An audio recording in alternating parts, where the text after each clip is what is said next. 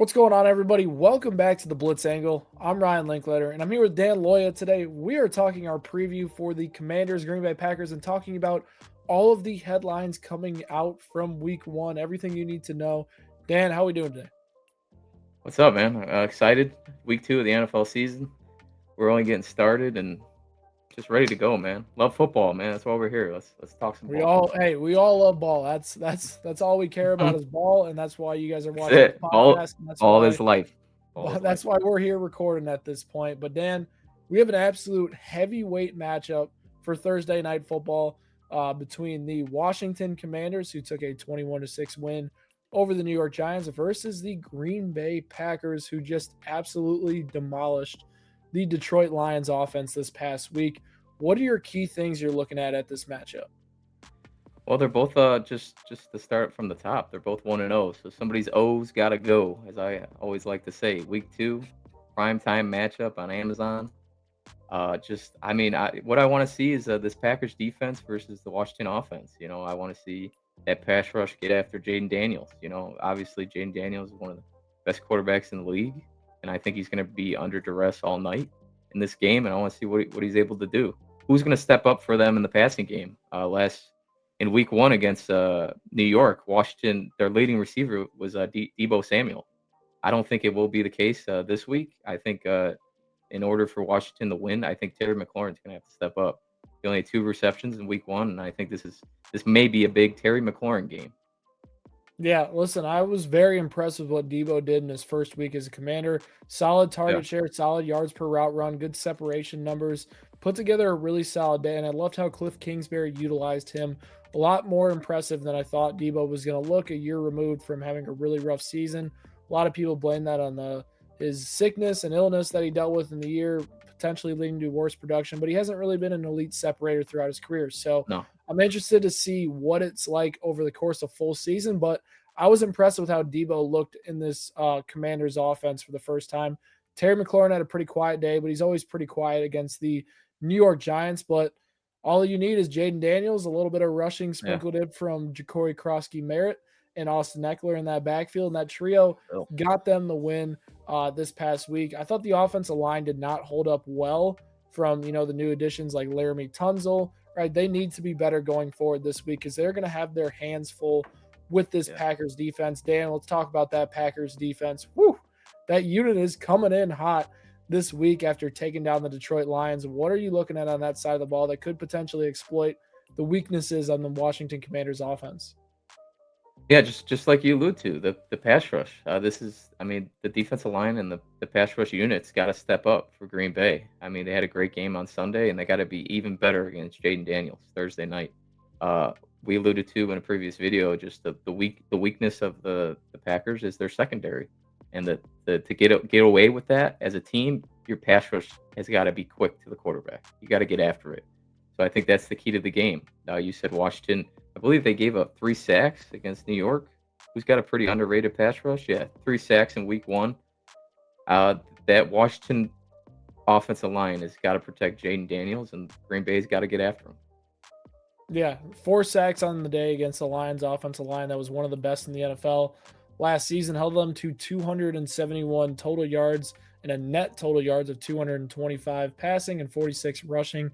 It was a really good showing from that Packers defense. Their front seven showed out and was a Yeah, much better showing against the run than we saw last year. And they're going to need to be ready to stop the run against the Commanders. It's not like the running backs are flashy for them. They never have been, but it's the fact you have a rushing quarterback and it makes everything harder on the defense stopping the run. If they are able to stop the run, force the Commanders into passing situations, they're going to have a lot of success considering the fact they have a pairing of Rashawn Gary and Micah Parsons off the edge. And I expect Parsons' snap count to take another uptick this next week as he's another week involved in the system. He's a week healthier as well. But I think on the Commanders side of things, they're going to have to exploit the matchups on the outside of the receiver position. How are they going to be yeah, able to get the ball to Terry McLaurin in his hands quick? I think they do a great job of designing Debo plays underneath that could get the ball out of Jaden Daniels' hands quick, but it is going to have to be up to the trenches battle of if the Green Bay Packers can slow down the Commanders' rushing attack, if they can do that and force the Commanders into a one-dimensional attack, it's going to be interesting to see how this one plays out. Let's flip sides for both these teams. Dan, the Packers offense last week. Started hot, cooled off, and then sealed the game. It wasn't necessarily a super flashy performance, but it was efficient and effective against a good Lions defense. What did you like, and what are some X factors in this matchup from the Packers offense? Well, I like Josh Jacobs. I think he's one of the underrated running backs in the game, and I think he's one of the best in my opinion. I mean, he got 19 carries, 66 yards on Sunday, 1 touchdown. I think he's going to have a big game. Rely on that running game. Only sets up the play action against Washington. So I look for Josh Jacobs to have a big game on Thursday night. Jordan Love was efficient, 188, 2 touchdowns. And then I'm just looking, at the stats. I mean, they spread the ball around to the receiving group. There wasn't one guy Jordan Love targeted on Sunday. He spread the ball around. He's spreading the wealth, as you would say. And I think he's going to have to continue to be efficient on Thursday against Washington. Yeah, I think what's going to be effective for this team, the Commanders' defense was fourth worst in the NFL in yards per carry allowed last year. They were pretty good last week against the Giants, but that's not an elite Yeah. rushing attack like Green Bay No. is going to have. A little bit different sides of Yeah, things, Josh. but they're going to have to be able to stop the run against Josh Jacobs and the Packers because it's going to be what they want to do. Obviously, the Packers have two key injuries on the offensive line. Zach Tom is the notable one, and I'm interested to see how it affects their ground game. But I think that the trenches, once again, on that side of the ball are what the Commanders are going to need to address and stop the Packers' run, with Josh Jacobs being the key cog in the offense. Everything relies on Josh Jacobs getting ahead of the sticks, Yep.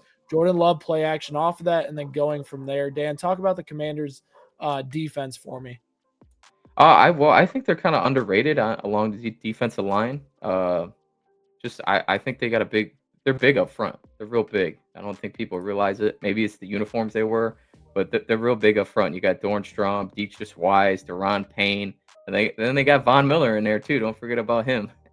Super Bowl MVP Von Miller. But Armstrong had a great game against the Giants. He led the team in quarterback pressures.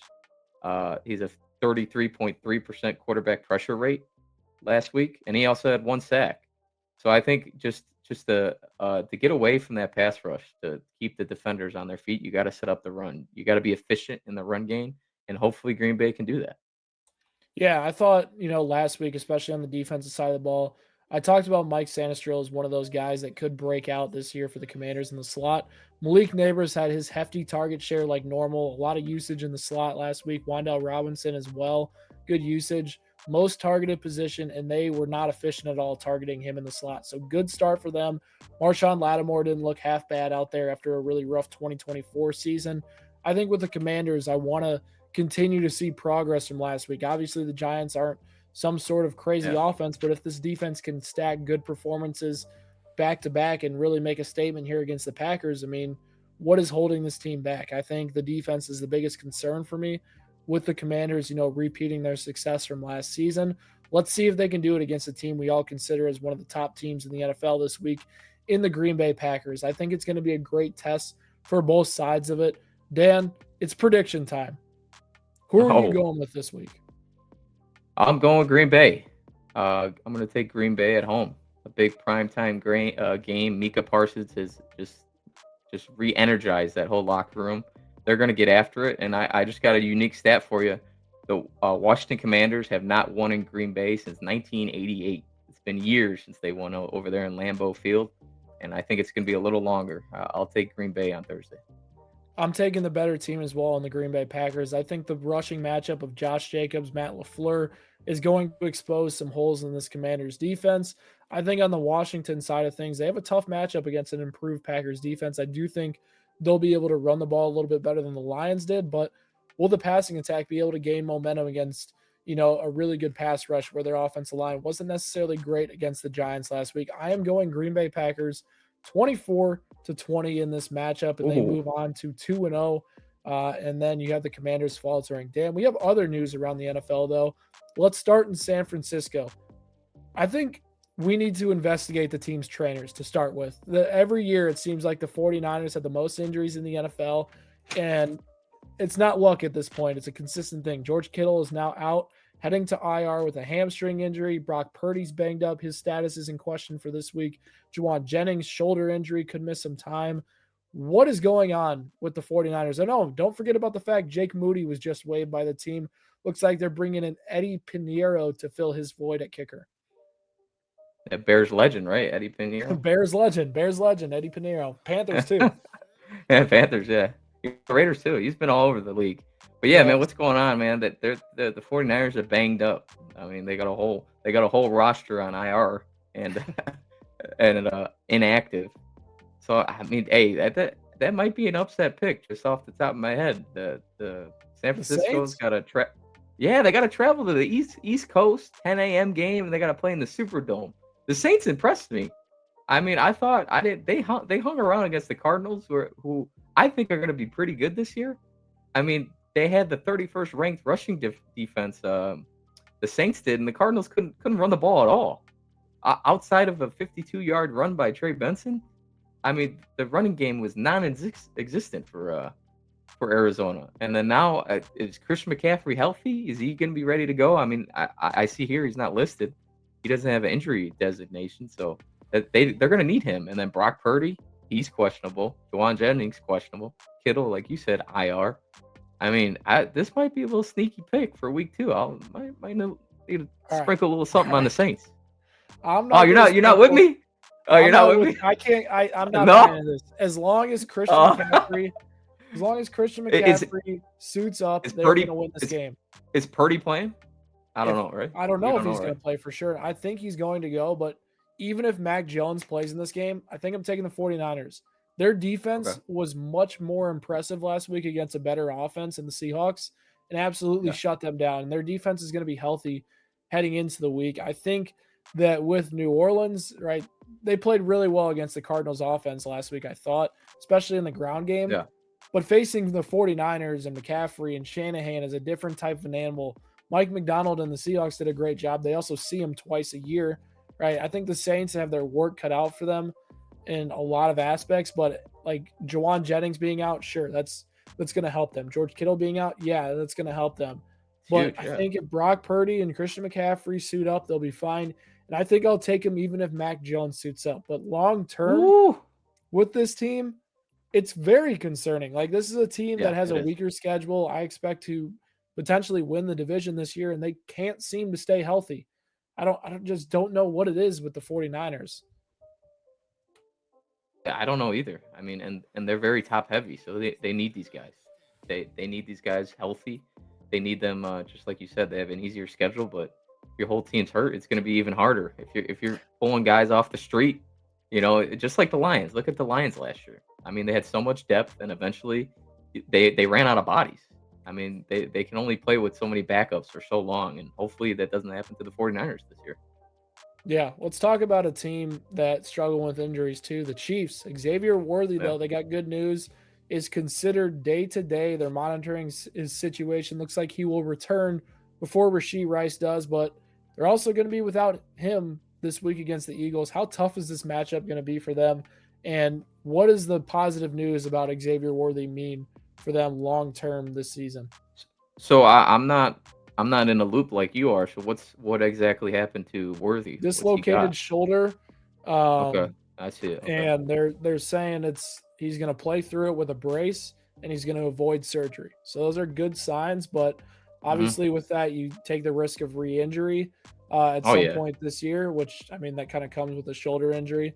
He'll probably be an off-season surgery candidate as soon as the Chiefs, either win the Super Bowl or out of the playoffs.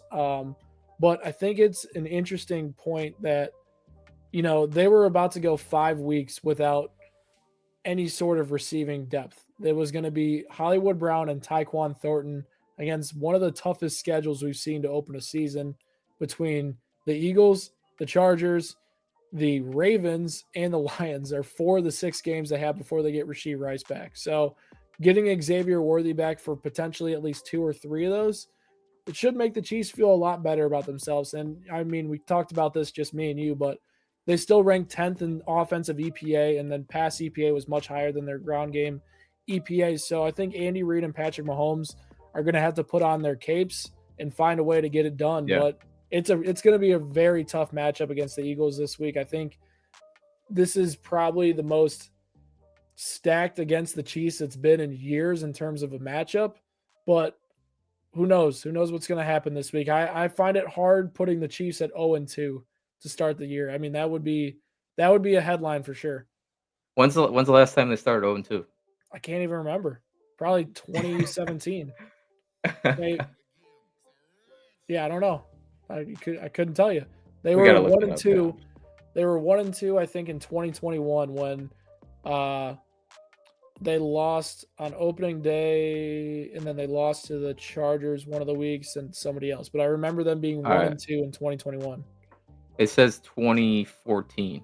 I don't know if 2014. that's accurate. Yeah, Started. Yeah, it's the last time. 2014. Andy They Reid missed the was still playoffs the that head year. coach. Yeah, Yeah. it's listen. Um. 0-2 is not a Yeah. death sentence like 0-3. No. No. No. No. But I just think to add on to you, I think they're gonna pull this one off. After Oh, watching that offense for the Eagles, I was not impressed. I mean, you saw the film.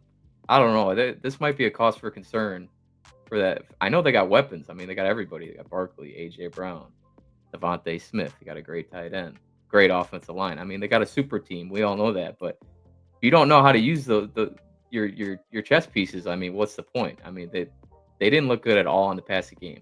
The key, you got to stop Jalen Hurts. He's going to run around. I mean, he was really good against zone in week 1. But Steve Spagnuolo knows how to dial it up, and it's going to be a hostile environment in Kansas City, man. They're going to be ready to go. They don't like the Eagles, and it's just that's an that crowd's good. understatement, I think. Yeah, yeah. I mean, you think those fans are going to be happy to see that team after the Super Bowl? They're going to be fired up. It's going to be so loud. I think the Chiefs are going to pull this one off. Listen, I'll Mahomes, say man. When this you in when you terms got of like 15, anything, you got anything, man. I'll say this in terms of like a perspective from like being a part of the Chiefs community in a way is the Bills. No. We respect the Bills in terms of like rivalry, playing them, stuff like that. I Yeah, think the two teams that like everybody rolls their eyes about are the Eagles and then the Bengals because the amount of stuff these fan bases have been saying over the years. I mean, the Bengals has died down over the past few years because the postseason wins starting to fall way back in yeah, people's minds. But the amount of Eagles fans that are Jalen Hurts is a top 25 quarterback or player in the NFL. He's a top 4 quarterback in the NFL. The Chiefs are such a bad team. All the comments of the Super Bowl stuff. I think everybody on the Chiefs has seen those over the offseason. They remember them. And this is a team coming off a loss to open the season. And they lost the Super Bowl to this team not that long ago. And they have maybe one of the best players of all time and best head coaches of all time.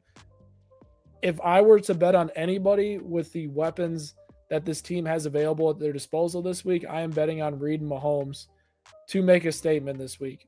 Listen, they are going to be yeah. heavy I agree. underdogs, but they have 15 and they have Andy Reid and they have the fossil of Travis Kelce at tight end. So we'll see what happens. Yeah, But I think it's going to they're. be a good game, I think. Yeah, Philly's getting. They're. Oh, sorry. Philly is 1.5 point favorites. So Vegas which has this as a close game. Yeah, which I it's think the up until kickoff that line will keep shifting to Philadelphia because Philadelphia. the public is going to bet Philly Yeah, 100%. I think the public's yeah. going I to think back so too. Philly in this one. Yeah. Um, but let's Hey, get to they our need a big lineup. game. Sorry. I think. Sorry, I don't. I know we don't talk about this all day, but I think if the Chiefs want to win, they got to rely on that running game.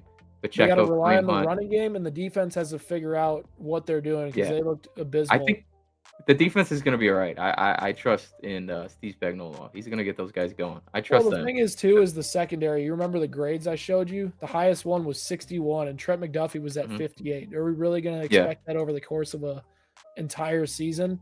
Probably not. No. So we'll see No. what happens, but should be a great game this week. Our final news: the Tyreek Hill trade rumors are only heating up. The Chiefs are the favorite. The Steelers are in second in terms of betting odds. Dan, where do you think Tyreek Hill could end up mid-season, or do you think he's just going to play it out with Miami this year? No. I think he's going to get traded. I think there's something brewing here, and when there's smoke, there's fire. And let's see. I want to see these odds for myself. You said the Steelers are favored. Steelers were second. Who's favored? The Chiefs were favored. I don't remember what market it was. I saw it on Twitter yesterday, but while you're looking that Okay. up, I'll Yeah. talk about kind of Yeah. No. Because where I just think I thought I said it on whatever day we had the podcast. I think Tyreek Hill. I mean, it's just that whole thing with Mahomes and Tyreek. If they had a bad breakup, I don't know what's going to happen. But I mean, the Chiefs need a receiver. They missed Rashid Rice. Worthy, I know he's gonna try to suit up and play. I mean, if he takes one more big hit, is he gonna be out for the season? Who knows? They could use a Tyreek Hill. If he doesn't go to Kansas City, I look at the 49ers and Seattle. Seattle would be an interesting one. JSN was 51% of their wide receiver targets in week one, which is unsustainable over the course of a season. I think the Yeah. 49ers would be a fun team to watch. We'll see if they make a move for him. The Steelers are a fascinating one. It seems like they're pushing all in veteran, and they're trying to give Aaron Rodgers one last go at it. I would not be surprised to I- see him in a Steelers You think uniform so, again. huh? I Really? can You see think it. I mean, just kind of look like they added Jabril Peppers yesterday. They've only added Maybe. veterans this offseason. They are basically putting all of their chips into this year and trying to get veterans. And I wouldn't be surprised if they go and make a play for him. I think it'd be a great fit in terms of like pairing next to DK Metcalf. Tyreek Hill can operate a little bit more underneath. What is it? What are you looking at? No, I agree. I mean, I didn't think of that. Like him and DK would be pretty nasty. Yeah, that would be a nice duo. That'd be pretty lethal. Yeah, that'd be pretty lethal.